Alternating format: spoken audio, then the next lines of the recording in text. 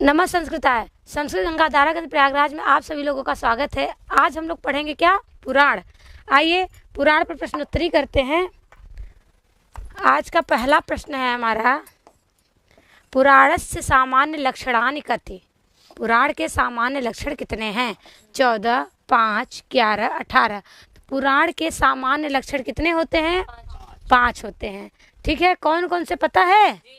सर्ग, वैसे अभी अगला प्रश्न आपका आने वाला है, पर जान लीजिए। सर्ग, प्रतिसर्ग, वंश, मनवंतर और वंशानुचरित। ठीक है, 5 होते हैं। पुराण के लक्षण हो जाएंगे, अभी श्लोक बता देंगे। विकल्प भी सही उत्तर है। आइए अगले प्रश्न की ओर चलते हैं। आपका दूसरा प्रश्न है, सर्गश्च प्रतिसर्गश्च वंशो मनवंतराणि च इति कस्य लक्षणम्। नाटकस्य, महाकाव्यस्य, गद्यकाव्यस्य, पुराणस्य। तो ये देख रहे हैं ना, सर्ग, प्रतिसर्ग, वंश, मनवंतर दिख रहा है ना, ये 5 किसके लक्षण है? पुराण के। विकल्प डी आपका सही उत्तर हो जाएगा। चलिए अगला प्रश्न देखते हैं। पंच लक्षणम इति कस्य कृते उक्तम। 5 लक्षण किसके लिए कहा गया है? महाभारत के लिए, पुराण के लिए, रामायण के लिए, गीता के लिए। तो 5 लक्षण किसके लिए कहा गया है? पुराणों के लिए। तो विकल्प बी आपका सही उत्तर हो जाएगा। अगला प्रश्न देखिए, उप पुराणों की संख्या है। देखिए, पुराणों की संख्या कितनी है वो अलग है, और उप पुराणों की संख्या कितनी, दोनों प्रश्न अलग अलग है, पर संख्या हो सकता है सेम हो। तो उप पुराण की संख्या कितनी है? 15, 18, 20, 19। तो उप पुराण कितने हैं? महाभारत में पर्व कितने हैं? गीता में अध्याय कितने हैं? हाँ ठीक है। और पुराण की संख्या कितनी है? 18। ठीक है, किरात में कितने सर्ग हैं? हाँ, तो ध्यान रखिएगा, 18, 18, 18, 18 कितने कितने ग्रंथों में विभाजन है जान लीजिए। अच्छा, नहीं, 17 उत्तर है, 18 ही है। विकल्प बी आपका सही उत्तर हो जाए। विकल्प बी, सी हम लगा रहे हैं। हाँ, 20 सही उत्तर है ना। 15 क्या होते हैं? 15 कुछ नहीं है। 20 कितने क्या है? 20 सर्ग कितने हैं? शिशुपाल वधम में है। 19 सर्ग रघुवंशम में है। और 18 तो आपको बताया कि किरातार्जुनीय में 18 सर्ग हैं। और 18 पर्व हैं किसमें? महाभारत में। 18 पुराण है किसमें? पुराण 18 पुराण हैं। उप पुराण कितने हैं? वो भी 18 हैं। और कुछ बताए? 18। गीता में अध्याय कितने हैं? 18 हैं। ठीक है, हो गया। चलें आगे। युद्ध भी 18 दिन चल रहा है। अच्छा, हाँ, ये बहुत अच्छा प्रश्न है। कल बताया था, पर महाभारत का युद्ध भी कितने दिनों तक चला था? हाँ, अभी कल ही पढ़े थे ना, इसीलिए याद है। पुराण शब्द से अर्थ, आप बताइए पुराण शब्द का अर्थ क्या है? बताइए। पौराणिक, प्राचीन, प्राचीन यह नवीन अस्ति, निरर्थकम वस्तु। पुराण शब्द का क्या अर्थ है? प्राचीन। विकल्प बी आपका सही उत्तर हो जाएगा, प्राचीन। पुराण शब्द का अर्थ है प्राचीन। देखिए, आइए अब आगे देखिए। सर्गश्च प्रतिसर्गश्च पुराणम पंच लक्षणम। इस श्लोक में प्रतिसर्ग शब्द का क्या अर्थ है? देखिए, 5 प्रकार के आपको बताए गए हैं लक्षण ना। सर्ग है पहला, प्रतिसर्ग है, फिर क्या था? वंश है, मनवंतर है, एक बचा है वंशानुचरित है। तो प्रतिसर्ग का अर्थ पूछा जा रहा, ध्यान रखिएगा। किसका? प्रतिसर्ग का। उत्पत्ति, स्थिति, प्रलय, देवभूमि। क्या होगा? प्रतिसर्ग का अर्थ क्या होगा? प्रलय। ध्यान रखिएगा, विकल्प सी सही उत्तर हो जाएगा। प्रतिसर्ग अर्थात प्रलय। हाँ भैया। पुराणवम भवति इति पुराणम। पुराणवम भवति इति पुराण शब्द निर्वचनम कः कृतवान? गार्ग्यः, मधुसूदन सरस्वती, व्यासः, यास्कः। पुराण शब्द का व्युत्पत्ति किसने किया था? कौन सी व्युत्पत्ति? पुराणवम भवति इति पुराणम। किसने किया था? व्यास ने कि यास्क ने? ध्यान रखिएगा, व्यास ने लिखा है महाभारत, पर निर्वचन किसने किया है? यास्क ने, जिसने निरुक्त लिखा है। निरुक्तकार कौन है? और इन्होंने निर्वचन किया है। ठीक है, तो पुराण में पूरा नवम भवति इति पुराणम, ऐसा किसने कहा है? यास्क ने कहा है। विकल्प डी आपका सही उत्तर हो जाएगा। अरे भैया, कहाँ जा रहा है? चलो भैया, अगला प्रश्न देखते हैं हम लोग। पद्म पुराण में अवतारों की संख्या है किसमें? पद्म पुराण में अवतारों की संख्या क्यों नहीं जा रहा है? हाँ, बताइए कितने अवतार है? द्वादश, 9, 10, एकादश। तो पद्म पुराण, 18 पुराणों में पद्म पुराण आता है कि नहीं? जी जी जी। तो उस पुराणों में बताइए कितने अवतारों की संख्या बताई गई है? कितने अवतारों की संख्या है? दीदी हमारे यहाँ तो ना रहा। हाँ, कितने अवतार है भैया? 10 अवतार हैं कि एकादश की, 9 की, द्वादश? पद्म पुराण में आप बताओ। वाह वाह, क्या पढ़ाई हुई है। फिर से प्रश्न पढ़ा था। पढ़ा तो रहे। पद्म पुराण में अवतारों की संख्या कितनी है? आप लोग बताइए कितनी है, जल्दी जल्दी ऑप्शन दीजिए। क्यों भ्राताश्री, आप भी बताइए। दीदी 10। अरे वाह साहब भैया, बहुत सही, 10। 10। शुरू में बोल रहे हैं 10 10, लेकिन वो आगे पीछे हो गया है। पद्म पुराण में अवतारों की संख्या कितनी है? 10। ठीक है, चलिए अगला प्रश्न देखते हैं। पुराणों के विषय में यह कथन असत्य है। ध्यान से देखिएगा, असत्य बताना है। पुराणेषु चतुर्विध सृष्टि विद्याया एव वर्णनम अस्ति, पुराणम पंचलक्षणम अस्ति, पुराणेषु सृष्टि विद्याया वैशद्येन वर्णनम अस्ति, भागवत पुराणे पुराणस्य 10 लक्षणानि वर्णितानि। दीदी हम बताइए। अब बताइए पुराणों के विषय में कौन सा कथन असत्य है? पहला पुराण में चतुर्विध सृष्टि विद्या, अच्छा 5 लक्षण रहा ला। हाँ, चतुर्विध नहीं, इसमें कहा गया है कि पुराणों में 4 प्रकार के सृष्टि विद्या का ही वर्णन है, ऐसा है क्या? नहीं, बहुत कुछ है। पुराण में 5 लक्षण है, ये तो है ही। पुराण में सृष्टि विद्या का विस्तार पूर्वक वर्णन है, ये भी सही है। भागवत पुराण में पुराण के 10 लक्षण बताए गए हैं, ये भी सही है।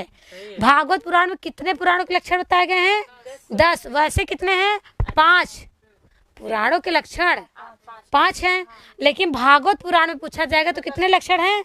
ये भी नोट करने लायक है, ये विषय आप नोट करिएगा, ये टॉपिक नोट कर लीजिए। अरे उत्तर लगाए कि नहीं हम? ये भी बताया करिए, विकल्प ए सही उत्तर होगा ना? हाँ, उत्तर ना लगाया करें तो भी बताया करिए। सर हमें बताओ नहीं है। नहीं, लगाना जरूरी है ना। पुराणम इदम अष्टादश महापुराणेषु अन्यतमम न भवति।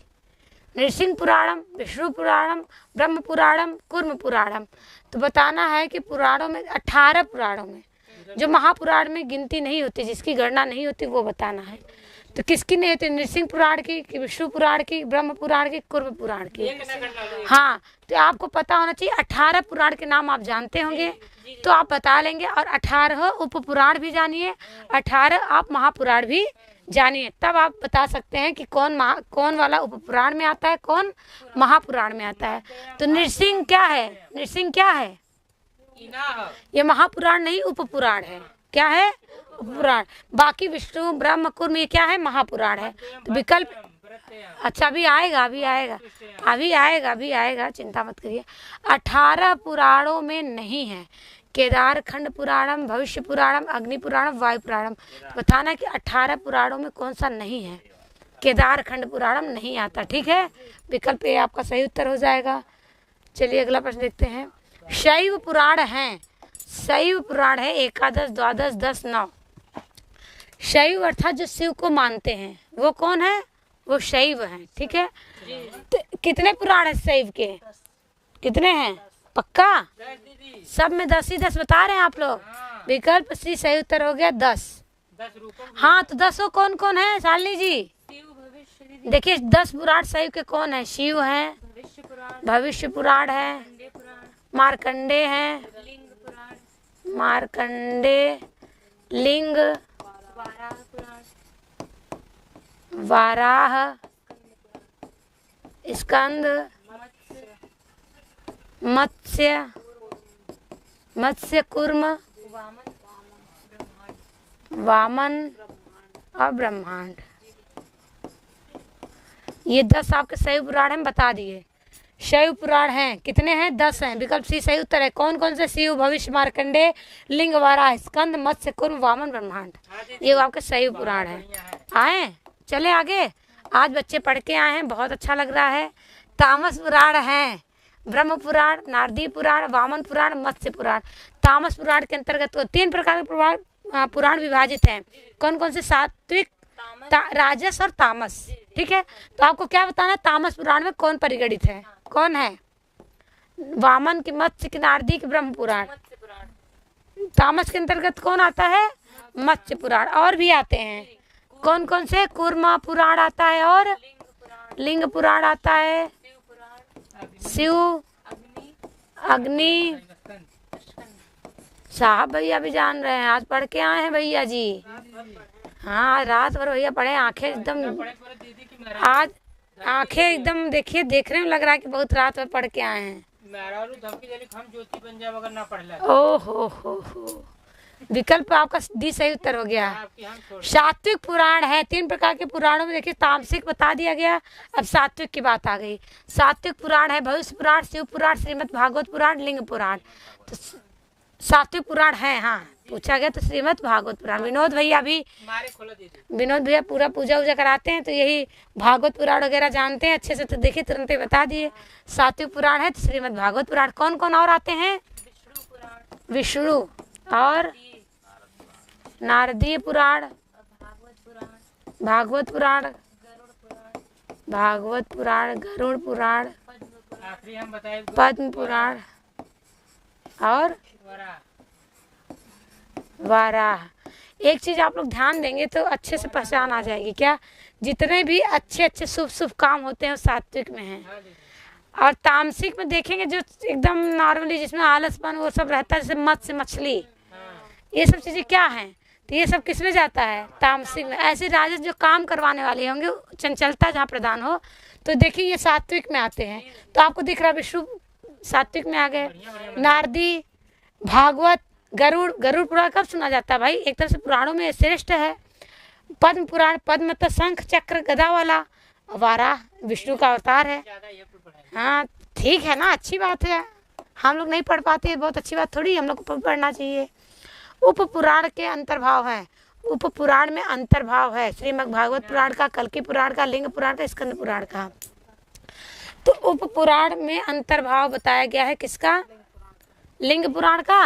विकल्प सी सही उत्तर हो जाएगा। लिंग पुराण का अंतर्भाव है किसमें? उप पुराणों में।